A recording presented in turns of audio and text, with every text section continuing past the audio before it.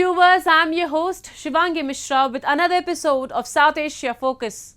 Let's begin the show with India-Thailand Joint Commission meeting, which aimed to take partnership between the two countries.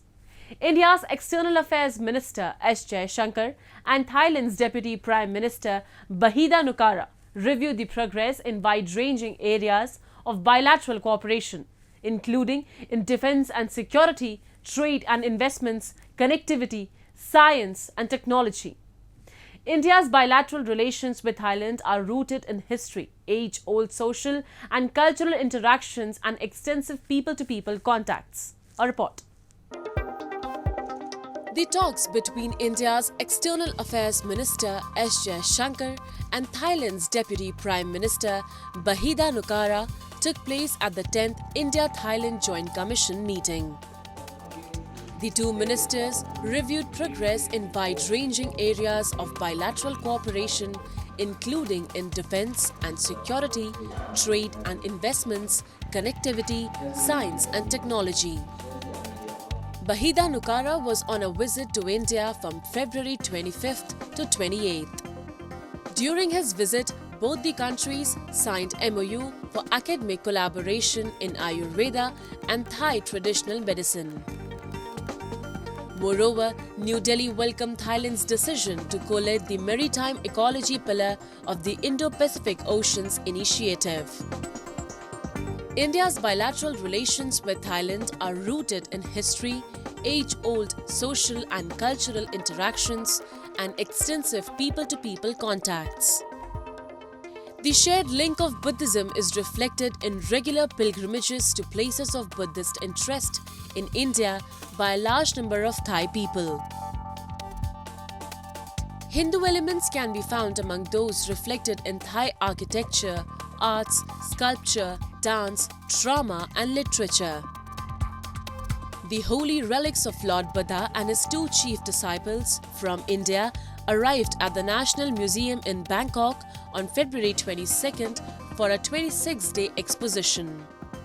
The sacred antiquities excavated at Pripavah village in northern Uttar Pradesh state were carried in an Indian Air Force aircraft. The governor of India's eastern state of Bihar, Rajendra Vishwanath Arlekar, and Minister of Social Justice and Empowerment, Virendra Kumar, who delivered the relics to them, were formally welcomed by Thailand's Prime Minister.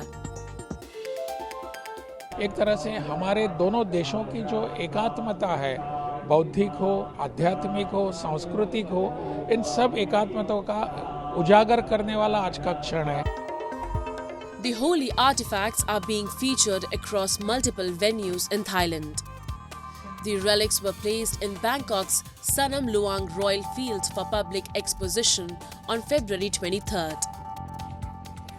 To honor the relics journey, a colourful procession featuring participants in traditional Thai attire with musical instruments was also held as they marched towards the shrine. This is a royal ceremony, bringing the Buddha here after Buddha relics after 30 years, and we learned that it is going to be in 4 cities for the worship. And today we are happy to join the big procession. The relics are set to return to India on March 19th.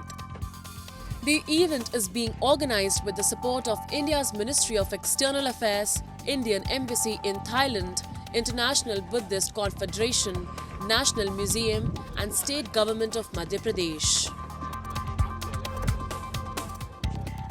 Now we take you to a fascinating and vibrant spectacle event that unfolded on the streets of Sri Lanka's capital, Colombo.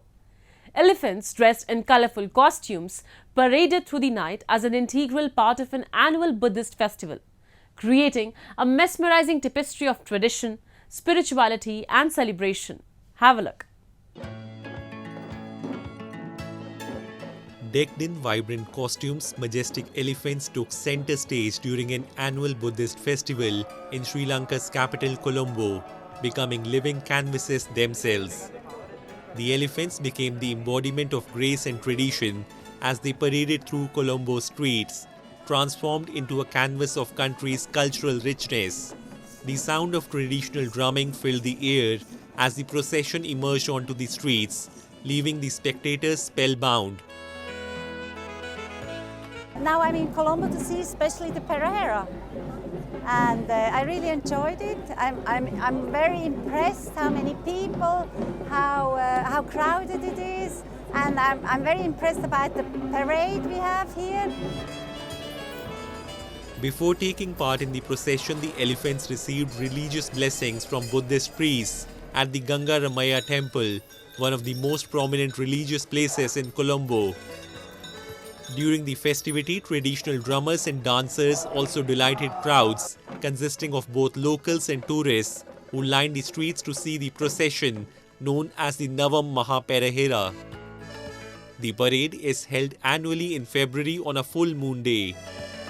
The highlight of the event is the appearance of the sacred Buddha tooth relic on a decorated and illuminated elephant. Wowed by the colors, the dancing, the fun, the turnout. It's just a beautiful country. I'm glad I came, and it's significant to me because I get to experience something new in a different country.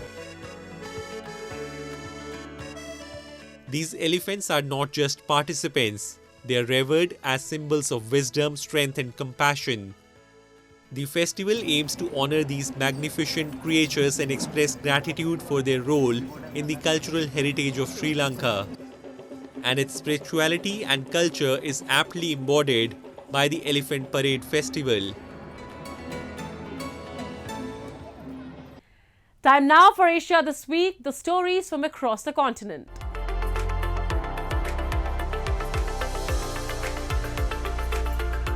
Japan is becoming a tourism kingdom and is looking for more upscale accommodations. Every year, 8.4 million foreign visitors arrived at Kansai International Airport. It is regarded as Western Japan's largest entrance.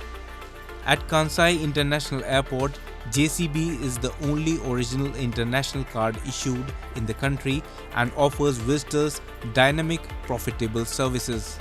Also, there are convenient services for travelers.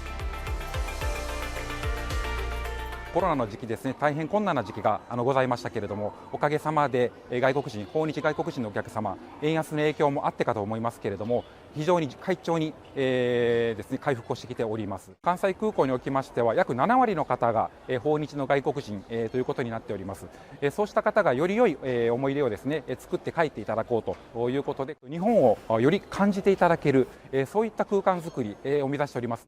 最もですね、力を入れているのが、ウォークスルー型の免税店になります。こちらは日本でも最大規模の免税店になりまして、快適なショッピング空間を提供しているということになります。こちらの JCB スペシャルオファーズでは JCB が海外会員向けに提供しているキャンペーンを紹介しています。こちら英語をはじめとして7言語で展開されています。海外発行の JCB カードを利用すると後日1000円キャッシュバックを受けられます。飲食店だったり物販のお店でも1000円キャッシュバックを受けられます。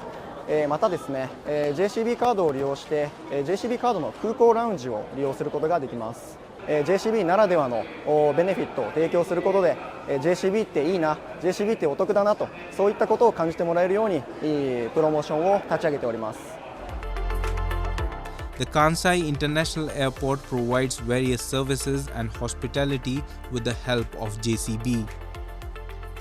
Thanks to its partnership with JCB, Kansai International Airport offers foreign visitors satisfaction and positive memories.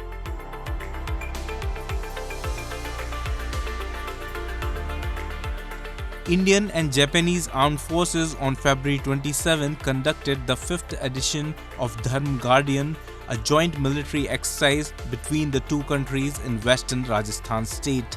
The exercise, conducted annually and alternatively hosted by India and Japan, is aimed at fostering military cooperation and improving capability of executing joint operations.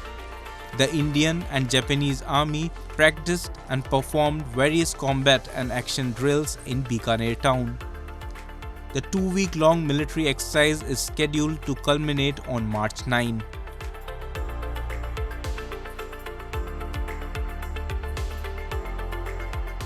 The Japanese credit card company JCB has come up with Osaka town's level of satisfaction and hospitality. Foreign guests relocate to the town in order to enjoy a stay after landing. Osaka is popular for sightseeing. At this hotel, card holder visitors can get a big discount. Osaka is also known as the city of satisfactory eating. That is what makes Osaka so unique. Visitors can enjoy a delicious meal and a substantial discount at this restaurant. これが旬のお魚の天然の本マグロとサワラになります。こちらは季節のお椀物ですね。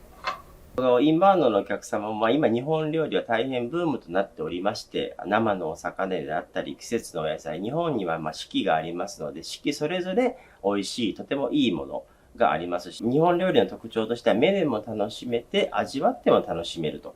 あと食べた後に余韻も楽しめるというものが日本料理なので、器も含めて日本料理を楽しんでいただけたらと思います。The long-standing Kintetsu department store is located in Abino, Harukasu. It is anticipated to draw tourists from overseas because it has one of the biggest sales floor areas in the country. こちらの免税サロンで海外発行の JCB カードとパスポートをご提示カウンターでしていただきます。弊社の VIP カードゴールドカードの方をお渡しさせていただきますので、もうそのままVIP カードをお持ちいただいて、例えば化粧品売り場でありますとかファッションのフロアであるとかレストラン街でお食事していただくのもいいと思いますし、 JCB 様とコラボすることによって今まで来られてないようなお客様にぜひアベノハルカス近鉄百貨店を体験していただきたい、このように思っております。 As Japan moves towards becoming a tourism kingdom, JCB is stepping up its hospitality for guests from other countries.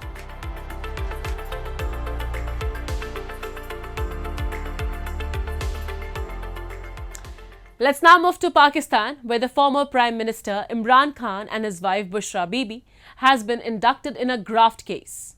They are facing the charges of receiving the bribe during Imran Khan's premiership. The latest charges follows a string of convictions against Khan in the months leading up to the Feb 8 national election, where his supporters won the most seats overall. Meanwhile, Imran Khan's party, Pakistan Tehreek-e-Insaf, has urged the International Monetary Fund to ensure conditionalities of good governance are met before any monetary grant is provided to Pakistan. A report. A Pakistani court on February 27 indicted former Prime Minister Imran Khan and his wife Bushra that they allegedly received land as a bribe during his premiership. Imran and his wife appeared in a court and pleaded not guilty in a graft case, alleging they accepted the gift of land from a real estate tycoon in exchange for large sums of laundered money. The case is the second to indict Khan and his wife over acts of corruption allegedly committed while the former cricket star turned politician was in office. Outside the court, Imran Khan's lawyer said that the latest indictment was related to Al-Qadir Trust, which is a non-governmental welfare organization set up by Khan and his third wife Bushra Bibi in 2018 when he was still in office. Prosecutors say the trust was a front for Khan to receive a valuable 60 acres of land in a district outside Islamabad and another large piece of land close to Khan's hilltop mansion in the capital as a bribe from a real estate developer, Malik Riaz Hussain, who is one of Pakistan's richest and most powerful businessmen. Hussain, who hasn't appeared before an anti-graft agency to submit his reply to summons issued to him last year, has denied any wrongdoing. Mr. Imran Khan, the former Prime Minister, and his wife, Madam Bushra Bibi, they were indicted in the accountability reference. This is the Al-Qadir Trust reference, and they pleaded not guilty to the charge. The case has now been adjourned to next week, which is Wednesday. This is also indeed imperative to highlight that the wave of political victimization is about to end now for the husband and the wife, because their appeals are now absolutely ripe for hearing in the High Court Islamabad. Despite all the troubles, Imran Khan's lawyer pretended to be optimistic in front of media, but political analysts believe cricketer turned politician will not get relief soon. We are very optimistic and hopeful since prosecution's case is absolutely bogus, to say the least. They have been unable to prove the charge. The trial was concluded in the most objectionable and condemnable manner, and we are hopeful that they will be honorably acquitted from these charges within this week. The latest charges follow a string of convictions against Khan in the months leading up to February 8 national election, where supporters won the most seats overall. Khan has been in jail since August in connection with other cases and has previously denied the allegations. He had already been convicted in 4 cases with sentences of as much as 14 years in prison, including 2 on graft charges that also disqualified him from taking part in politics for 10 years.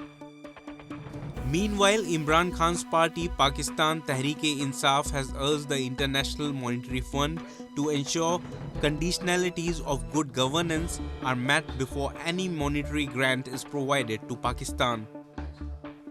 The party has urged IMF to ensure the audit of at least 30% of national and provincial assembly seats before considering any further bailout talks with the cash-strapped country.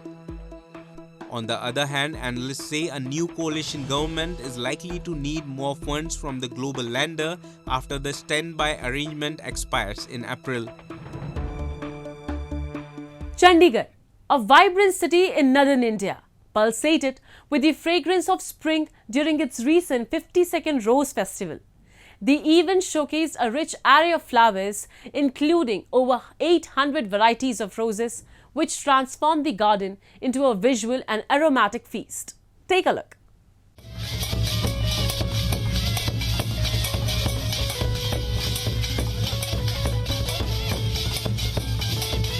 Chandigarh, the capital city of Indian states of Punjab and Haryana, reflects a unique blend of culture and traditions.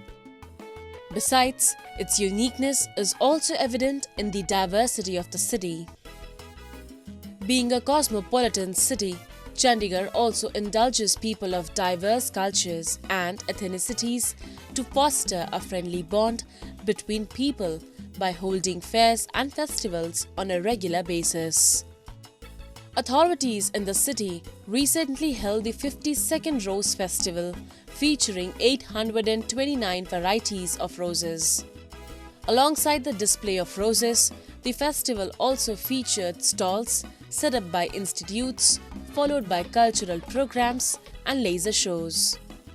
The newly appointed mayor of Chandigarh, Kuldeep Kumar, expressed his joy upon watching the floral display. जो हमारा रोज festival है और पूरे भारत के अंदर क्या पूरे world के अंदर आपका कहना बिल्कुल सही है। ये रोज फेस्टिवल सबको पता है कि बहुत ज़्यादा बड़ा चंडीगढ़ का त्यौहार होता है और फेस्टिवल ना हो के एक जैसे हम दिवाली और दशहरा मनाते हैं, इस तरह से हम चंडीगढ़ का एक त्यौहार है रोज फेस्टिवल वो मनाते हैं। और इस टाइम जो है मनाने का कारण यही है कि इस टाइम रोज बहुत ज़्यादा खिलते हैं और रोजों की सारी वैरायटियाँ यहाँ पर मौजूद हैं और बहुत मनमोहक दृश्य यहाँ पर देखने को मिल रहे हैं और बहुत अच्छा लग रहा है। The 3-day annual festival garnered thousands of people who came to rejoice in the festive vibe with their loved ones. People also clicked pictures and selfies during the event. Additionally, they were also danced to the music of traditional folk songs with the performers.